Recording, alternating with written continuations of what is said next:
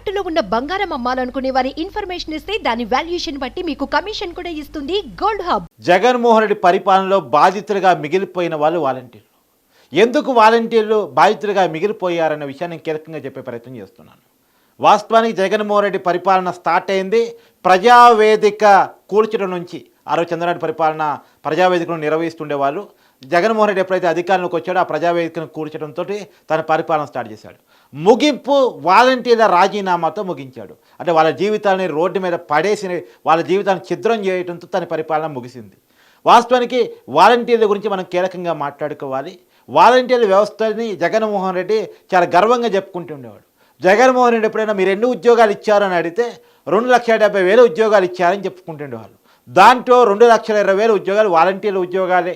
వాళ్ళ జీతాలు ఎంత అంటే 5,000 జీతం వాళ్ళకి. వాళ్ళ కథే వాళ్ళ సొంత ఊరు కాబట్టి తర్వాత జీతాలు పెంచుతారులే అని చెప్పేసి నమ్మకంతో ఆ రోజు వాలంటీర్ జాబ్లో జాయిన్ అయ్యారు.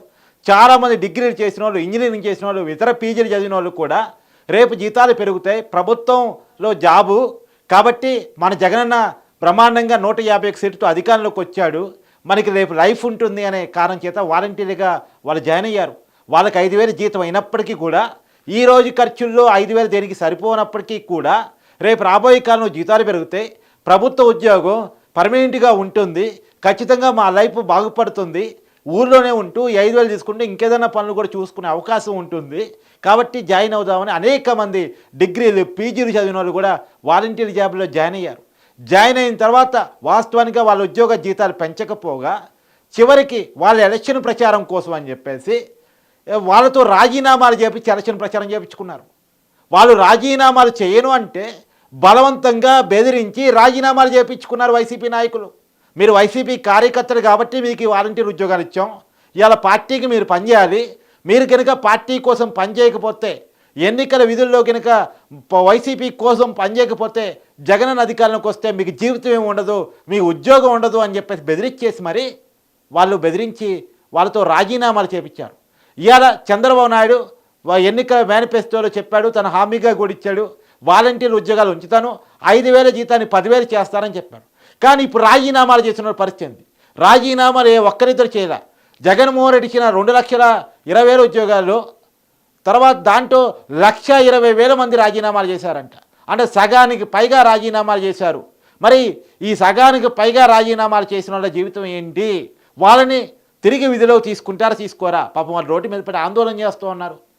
కనపడే ఎమ్మెల్యేల కాళ్ళకి దండాలు పెడతా ఉన్నారు, మమ్మల్ని మళ్ళీ తిరిగి ఉద్యోగాలు తీసుకోండి, మా జీవితం ఆగిపోయింది అనేటువంటి. ఒక 5 సంవత్సరాలు వాలంటీర్ జాబ్లోకి అలవాటైపోయిన తర్వాత ఇప్పుడు మళ్ళీ ఆ జాబ్లో నుంచి రిజైన్ చేసి కొత్తది ఏదైనా వెతుక్కుందామంటే అప్పుడున్న డిగ్రీ వాళ్ళ కోర్సు ఆ ఎడ్యుకేషన్ ఇప్పుడు మళ్ళీ వాళ్ళది ఉండదు. వాళ్ళు 5 సంవత్సరాలు వాలంటీర్ పని దీనికి అలవాటు పడ్డారు. వాళ్ళు ఇప్పుడు వాళ్ళ లైఫ్ అంతా శూన్యం కనపడుతూ ఉంది, వాళ్ళ జీవితం అంధకారంలో కూలిపోయింది కేవలం వైసీపీ నాయకుల వల్ల.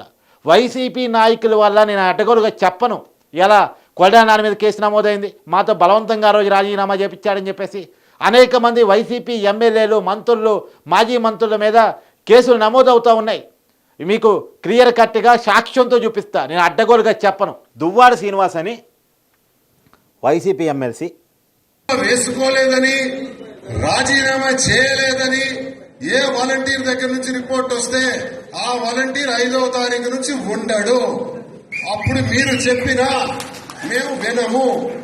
అయితే ఎవరైతే రాజీనామా చేసి కండువా వేసుకొని నేను చెప్పిన పద్ధతుల్లో తిరుగుతున్నారో ఆ వాలంటీర్ ఖచ్చితంగా జూన్ 5వ తారీఖు నుంచి కొనసాగుతాడు.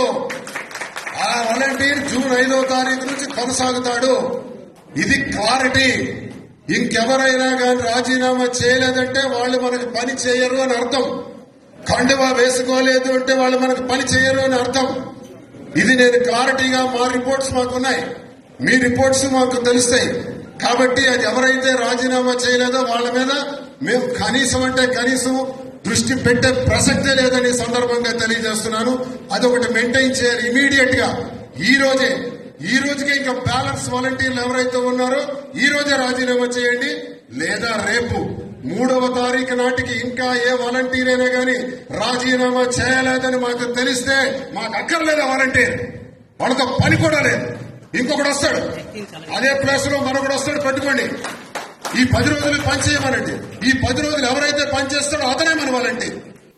సో విన్నారు కదా, వాలంటీర్ని ఎలా బెదిరించి రాజీనామాలు చేపించారు అంటానికి ఈ వీడియో ఒక ఉదాహరణ. అతను వైసీపీకి ఇంకా ఎమ్మెల్సీగా ఉన్నాడు. ఎమ్మెల్సీకి ఉండానే ఎమ్మెల్యే టికెట్ తెచ్చుకొని టెక్కల నుంచి అచ్చెన్నాయుడు మీద పోటీ చేశాడు, కానీ ఓడిపోయాడు. ఓడిపోయినప్పటికీ కూడా అతనికి ఎమ్మెల్సీ పదవి ఉంది, అతనికి జీతం వస్తుంది. అతను తనకున్న ఎమ్మెల్సీ పదవిని రాజీనామా చేయకుండానే ఎమ్మెల్యేగా పోటీ చేశాడు. సేఫ్ జోన్లో ఉన్నాడు. ఎమ్మెల్యే ఓడిపోయిన ఎమ్మెల్సీగా ఉన్నాడు. తనేమో సేఫ్ జోన్లో ఉంటాడు, గవర్నమెంట్ జీతం తీసుకుంటాడు, అన్ని హంగుల్ని గనిమెనని అందరినీ అనుభవిస్తుంటాడు. ప్రభుత్వం తరఫున ఏ రకమైనటువంటి వెసులుబాటు ఉంటే ఆ రకమైనటువంటి అన్నింటినీ అనుభవిస్తూ, సౌకర్యాలను అనుభవిస్తూ ఉంటాడు. కానీ ఇలాంటి బెదిరింపుల వల్ల రోడ్డు పాలైంది ఎవరు అంటే వాలంటీర్లు. మళ్ళీ వీళ్ళంతా ఎవరు? జగన్మోహన్ రెడ్డి గారు పొద్దున్న లేస్తే చెప్తూ ఉంటారు కదా, నా ఎస్సీలు, నా ఎస్టీలు, నా బీసీలు, నా మైనార్టీలు అని చెప్తూ ఉంటారు కదా, సగం మంది వాళ్ళే. నా అక్కలు, నా చెల్లెలు అని చెప్తూ ఉంటారు కదా, సగం మంది వాళ్ళే. సో ఇదంతా ఈ రోడ్డు మీద పట్టడానికి కారణం వైసీపీ నాయకులు, వైసీపీ తీసుకున్న రాజకీయ వైఖరి. జగన్మోహన్ రెడ్డి గారు దీనికి బాధ్యత వహించాలి. తను తాడేపల్లి ప్యాలెస్ అమ్ముతాడా? తనకున్న అక్రమ ఆస్తులు బయటికి తీస్తాడా? తనకున్న నేలమాలిగలు బయటికి తీస్తాడా? లండన్లో ఉన్న వ్యాపారాల నుంచి తీసుకొచ్చి డబ్బులు ఇస్తాడా?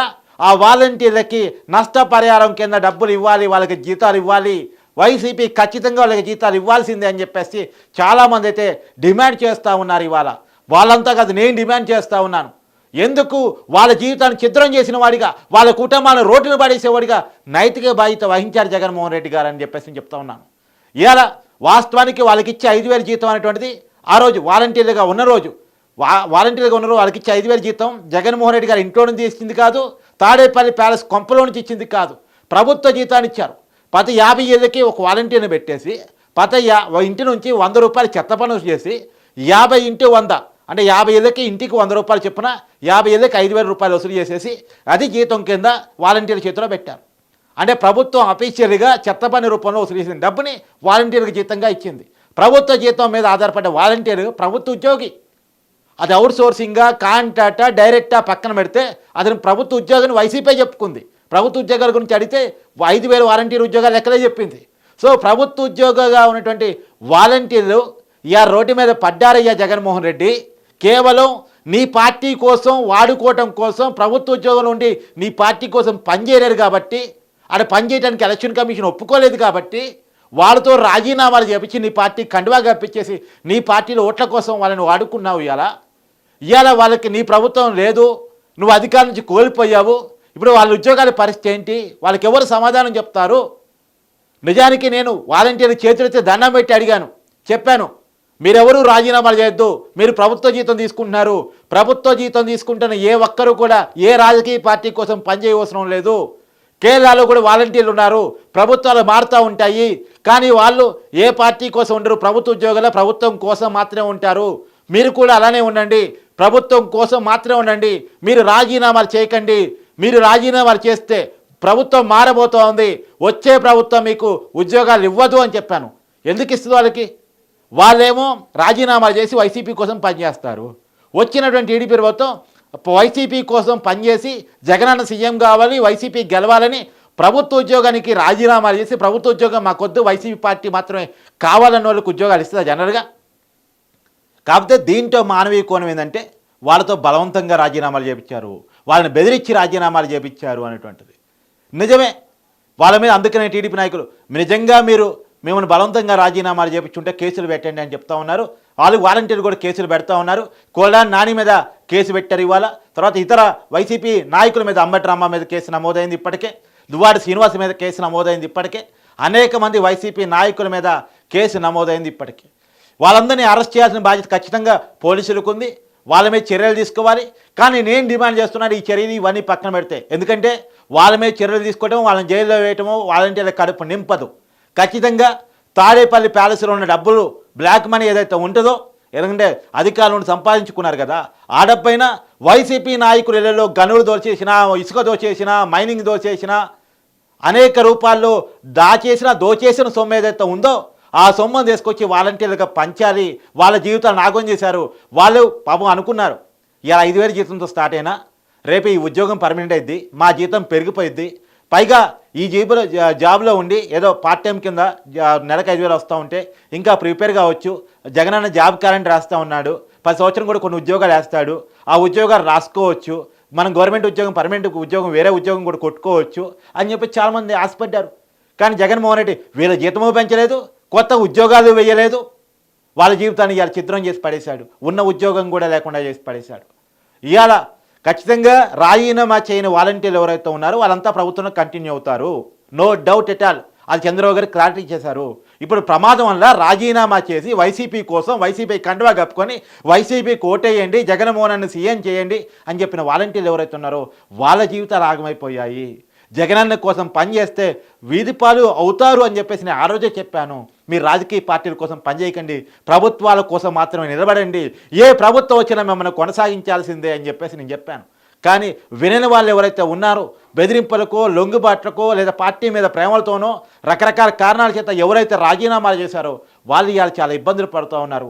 ఖచ్చితంగా వాళ్ళు పడుతున్న ఇబ్బందులకి వైసీపీయే కారణం కాబట్టి, జగన్మోహన్ రెడ్డి గారి రాజకీయ విధానమే కారణం కాబట్టి, వైసీపీ నాయకులు చేసినటువంటి బెదిరింపులే కారణం కాబట్టి వాళ్ళు బాధ్యత వహించాలని చెప్పేసి నేనైతే డిమాండ్ చేస్తూ ఉన్నాను.